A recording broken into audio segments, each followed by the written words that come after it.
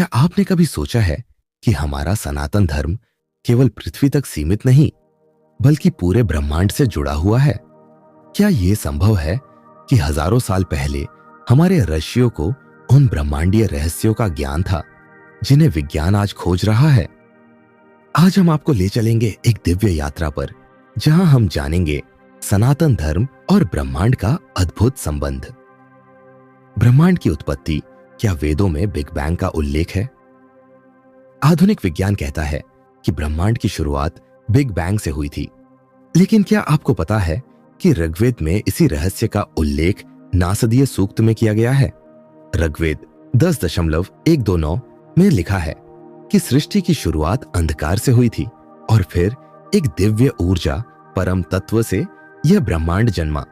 यह वैसा ही वर्णन है जैसा कि आधुनिक वैज्ञानिक बिग बैंग थ्योरी में बताते हैं।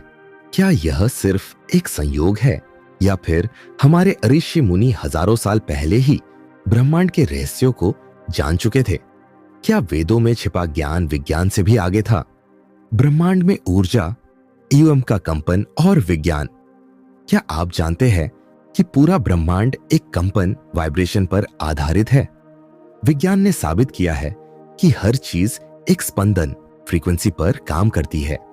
नासा के शोध के अनुसार अंतरिक्ष से आने वाली ध्वनि तरंगे ओम की ध्वनि से मिलती जुलती है। सनातन धर्म में ओम को ब्रह्मांड की मूल ध्वनि कहा गया है, जिसे सृष्टि की उत्पत्ति का आधार माना जाता है। क्या यह महज एक संयोग है या फिर हमारे आशय ब्रह्मांड के इस गूढ़ रहस्य को पहले ही जानते थे? ब्रह्मांडीय समय चक्र और युगों का सिद्धांत। सनातन धर्म में 4 युगों का वर्णन मिलता है: सत्य युग, त्रेता युग, द्वापर युग और कलियुग। लेकिन क्या यह केवल धार्मिक अवधारणा है या इसके पीछे कोई वैज्ञानिक रहस्य छिपा है?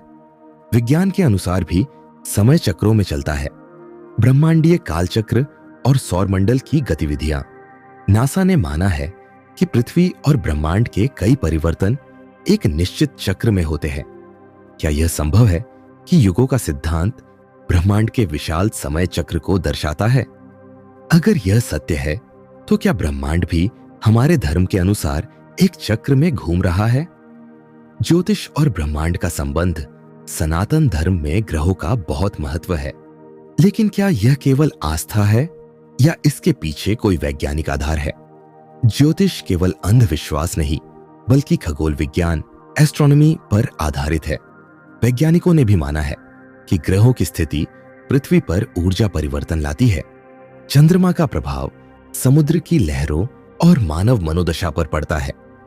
तो क्या यह संभव नहीं कि हमारे ऋषि मुनि पहले ही इन खगोलीय प्रभावों को जान चुके थे? भगवान शिव और ब्लैक होल। क्या है यह रहस्य? क्या भगवान शिव का संबंध ब्रह्मांड के सबसे बड़े रहस्य ब्लैक होल से हो सकता है? विज्ञान के अनुसार ब्लैक होल वह स्थान है जहां सब कुछ समा जाता है। यह सृजन और विनाश दोनों का केंद्र है।